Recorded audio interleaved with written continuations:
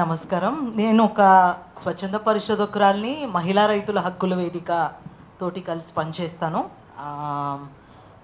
భూమికి సంబంధించి ఎక్కువ శాతము పరిశోధన అంతా నాది కొనసాగుతోంది కాబట్టి దానికి సంబంధించి అంటే ఈరోజు మనం భూసేకరణ టెక్నికల్ ఆస్పెక్ట్స్ చాలా ఉన్నాయి. అందులోకి పూర్తిగా పోను, రెండు మూడు అంశాల మీద క్లుప్తంగా చెప్తూ అసలు చర్చ అంతా కూడా ఈరోజు తెలంగాణలో కొనసాగుతున్న అభివృద్ధి నమూనా గురించి కాబట్టి దాని గురించి ఒక 2-3 మాటలు.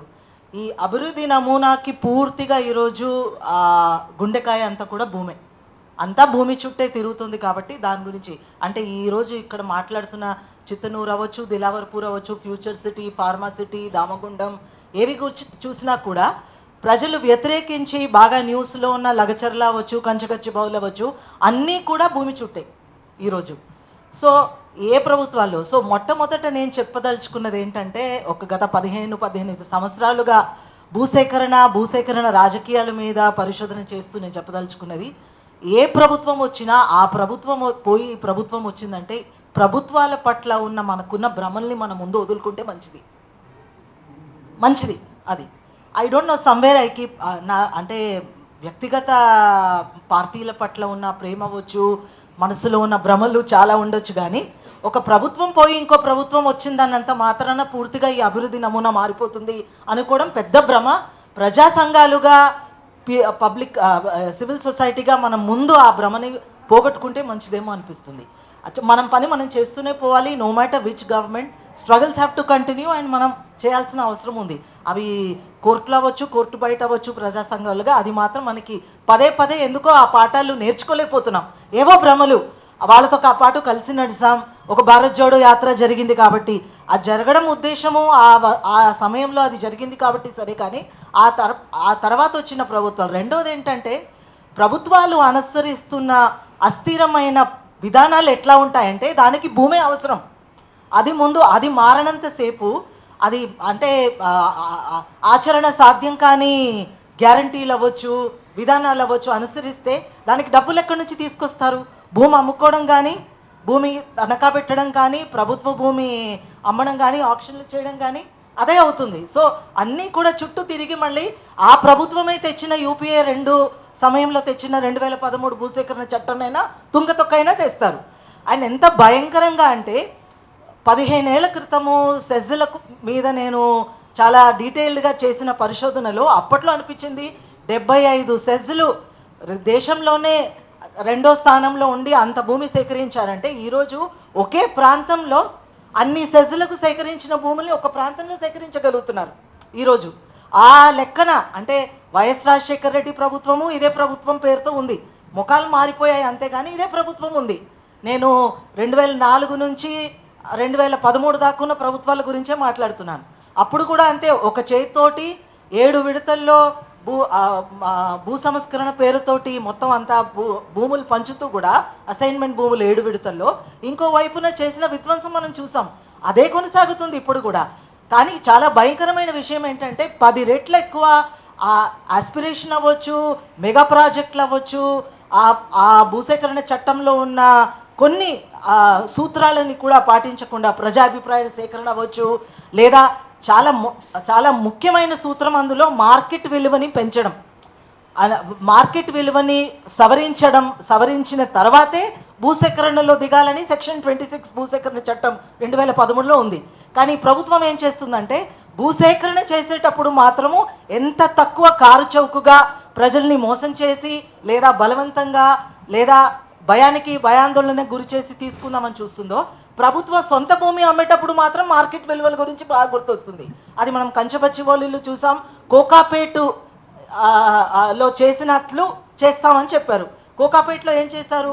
మార్కెట్ విలువల పరంగా భూమి. సో సొంత భూమిని ప్రభుత్వము అమ్మదలుచుకున్నప్పుడు మాత్రమే మార్కెట్ విలువ గుర్తొస్తుంది ప్రభుత్వానికి. అట్లాగే కారు చౌకు భూసేకరణ చేయాలనుకున్న మాత్రం ఆ సూత్రం పాటించే అవసరం లేదు. అట్లాగే మొత్తం 2013 చట్టానికి సవరణలు తీసుకొచ్చి 2017 భూసేకరణ చట్టం ఏదైతే గత ప్రభుత్వం తెచ్చిందో దాన్ని పూర్తిగా ఏమీ సవరించడం కానీ రద్దు చేయడం కానీ చేయకుండా అందులో చాలా ముఖ్యమైనది ప్రజాభిప్రాయ సేకరణము, సామాజిక ప్రభావాల అంచనా వేయడం, సోషల్ ఇంపాక్ట్ అసెస్మెంట్ ఏదైతే ఉందో చాలా ముఖ్యం. అక్కడే ముఖ్యంగా ఒక ప్రాజెక్ట్ తీసుకొస్తే దాని ప్రభావాలు అక్కడ ఉన్న రకరకాలైన సమూహాల మీద, ముఖ్యంగా భూమి మీద ఆధారపడిన ప్రాజెక్ట్ డిస్ప్లేస్ అవ్వబోతున్న కుటుంబాలు, లేదా దానివల్ల ప్రత్యక్షంగా పరోక్షంగా దాని మీద ఆధారపడిన ప్రాజెక్ట్ అఫెక్టెడ్ కుటుంబాలు, కూలీలు అవ్వచ్చు, కౌలు రైతులు అవ్వచ్చు, రకరకాలైన సమూహాలకు సంబంధించిన వాళ్ళు ఆధారపడిన ఉన్నారు. వాళ్ళ మీద ప్రభావం ఎలా ఉందో దాన్ని ఒక సూక్ష్మంగా దాన్ని అర్థం చేసుకొని అందులో ఉన్న రీహాబిలిటేషన్, రీసెటిల్మెంట్ ఎలా చేయాలనేది పూర్తిగా ప్యాకేజ్ ముందుకు పెట్టడం అనేది, దాన్ని కూడా పూర్తిగా గత ప్రభుత్వము సవరణలోకి తీసుకొచ్చింది. కొన్ని రకాలైన ప్రాజెక్టులకి సోషల్ ఇంపాక్ట్ అసెస్మెంట్ అవసరమే లేదు అని పక్కన పెట్టేశారు. దాన్ని ఇప్పుడు కూడా రద్దు చేయకుండా ఈ ప్రభుత్వం పాటించే ప్రయత్నం ఒకటి చేస్తున్నారు. చాలా ముఖ్యమైనది ఏంటంటే ఇక్కడ ప్రజల్లో కూడా అపోహలు ఉంది. భూమి తీసుకుని ఇల్లు పోతే R&R అవసరం లేదు, మొత్తం ఊర్లు మునుగుతే తప్ప, సబ్మర్జెన్స్కి గురవుతే తప్ప, అది కాళేశ్వరం అవ్వచ్చు, వేరే ప్రాజెక్టులు అవ్వచ్చు, R&R ఇవ్వని అవసరం లేదని ఒక పెద్ద భ్రమ అనేది. సో ఇది ఇది ఇది ఈ ప్రభుత్వంలో కూడా ఇదే చేస్తుంది కోర్టులో. అంటే డీటెయిల్లోకి పోతే టెక్నికల్ అంశాలు చాలా ఉన్నాయి. కానీ నేను చెప్పదలుచుకునేది ఏంటంటే, ప్రజల్లో రాత్రికి రాత్రి ప్రభుత్వము భూసేకరణకి ఇది పెట్టడం వల్ల, తలదూర్చడం వల్ల ఏమవుతుందంటే అసమానతలు తీవ్రంగా, రోడ్డు దగ్గర ఉన్న ఇటువైపు భూమి సేకరణ చేయడం వల్ల అటువైపు సేకరణ కానీ భూమికి రాత్రు విలువ ఎక్కువైపోతుంది. సో ఏమవుతుందంటే ప్రజల్లోనే రెండు రకాలైన పక్షాలు ఏర్పడతాయి. అంటే కలిసి రావడం ఈరోజు ఉద్యమాల్లో ప్రజలు రాకపోవడానికి కారణం కూడా ఏంటంటే, పక్కోడు భూమి పోతే నా భూమి విలువ పెరుగుతుంది కాబట్టి. సో ఏదైతే వ్యవస్థీకృత అసమానతలు, స్ట్రక్చరల్ ఇన్ఈక్వాలిటీస్ అంటున్నామో అది వన్ స్ట్రోక్ రాత్రి ఒక్క భూసేకరణతోటి ప్రభుత్వం చేయగలుగుతుంది. రెండోది ఏంటంటే, భూమిని నమ్మి బ్రతకడం కన్నా భూమిని అమ్మి బ్రతుకుతేనే మీకు మంచిది అని చాలా బలంగా ప్రజల్లో తీసుకెళ్ళిపోయింది. అది నమ్మి బ్రతకడం కాదు, అమ్మి బ్రతుకుతే కానీ. ఎందుకంటే ప్రభుత్వం అనుసరిస్తున్న విధానం కూడా అది. Asset monetisation, financialisation of land is at the heart of every government's development paradigm. అంటే భూమిని ఒక ముడిసరుకుగా, మార్కెట్ విలువ దాన్ని పెంచి, ఆ ప్రభుత్వం చెప్పింది ఏంటంటే గజ్వేల్లో మొత్తం రాష్ట్రంలో ఎకరా విలువ ₹1,00,00,000 పెంచడం అంటే అది బంగారు తెలంగాణ, సంపద సృష్టి చేసాం. ఇప్పుడు ఏమైపోయింది, అది కొడంగల్ నియోజకవర్గంలో ఒక ఎకరం భూమి ₹1,00,00,000 పలుకుతే అదే అంట.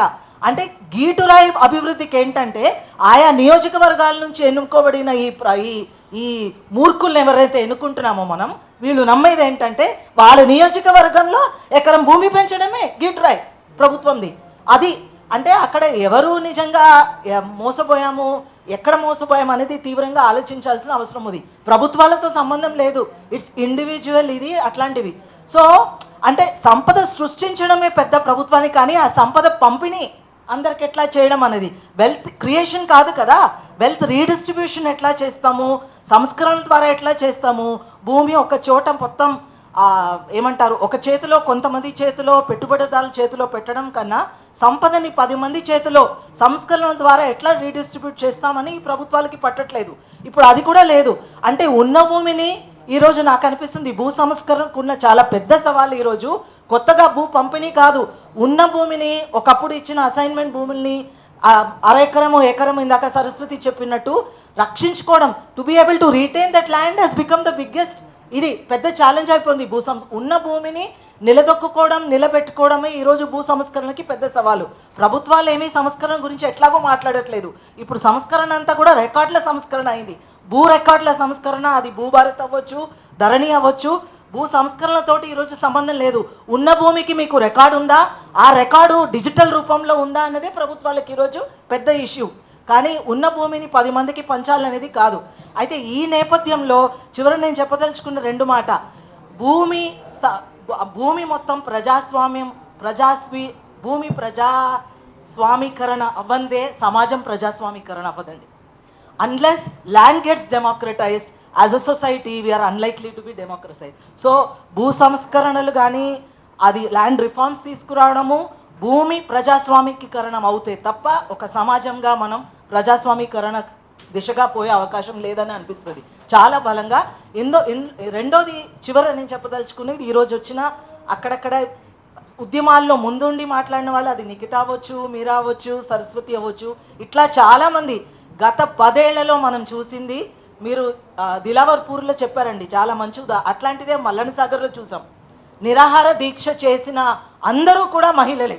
వాళ్ళ వాళ్ళ ఉపాధి పోగొట్టుకొని ఇండెఫినెట్ స్ట్రైక్, అసలు వేములఘాట్ లాంటి ఊర్లో కూర్చున్నారంటే దాంట్లో మహిళలే ఉన్నారు. అట్లాగే గత 6-7 ఏళ్లుగా మనము మొత్తం ఆదివాసీ ప్రాంతాల్లో హరితహారం పేరున జరిగిన విధ్వంసం ఏదైతే చూసామో దాంట్లో ముందుండి దాన్ని అడ్డుకొని పోలీసులతో తన్నులు తిని జైలుకి వెళ్ళింది కూడా ఆడవాళ్ళే. సో చాలా ఆలోచన చేయాల్సిన విషయము.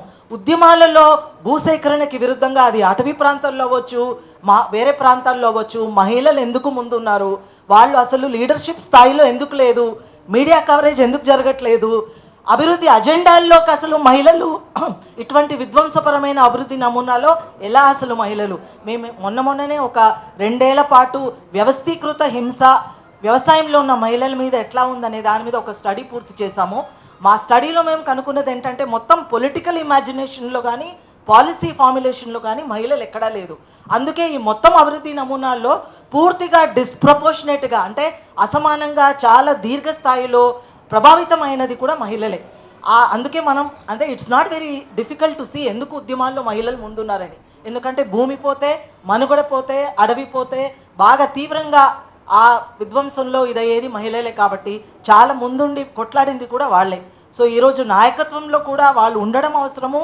ప్రభుత్వాలు కూడా నేను ఇప్పటికీ బలంగా అంటాను, అసలు భూ సంస్కరణలకి కాన్స్టిట్యుయెన్సీ లేదంటారు. ఎవరైనా అడుగుతున్నారా భూ సంస్కరణ గురించి, దానికో నియోజకవర్గం ఉందా అని. ఆ నియోజకవర్గం ఉందంటే అది మహిళలే.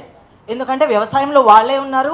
లెక్కలు తీసి చూస్తే ఎవరున్నారు వ్యవసాయంలో ఈరోజు అంటే ఎక్కువ శాతం మహిళలే ఉన్నారు. కూలీలు కావచ్చు, కౌలు రైతులు కావచ్చు, వ్యవసాయంలో పని చేసేది వాళ్ళే. సో భూమి నిజంగా అవసరము ఒక జీవనోపాధి వనరుగా అంటే అది మహిళలకి ఈరోజు. అందుకే అసలు అభివృద్ధి నమూనా నిజంగా మెరుగుపడాలంటే మాత్రము మహిళల ఆకాంక్షలు, మహిళలు కోరుకునే అభివృద్ధి ఈ రాజకీయ నమూనాకి చాలా అవసరం. ఆ దిశగా నేను అంటున్నాను, భూమి ప్రజాస్వామికరణ అవుతేనే we will probably see a more democratize society. And అందులో భాగంగా స్త్రీ పురుష సంబంధాలు కానీ, అసమానత సంబంధాలు కానీ, మహిళల ఆకాంక్షలు కానీ అందులో గీటురాయి అవ్వడము చాలా చాలా ముఖ్యం. ఈ అవకాశం ఇచ్చినందుకు ధన్యవాదాలు.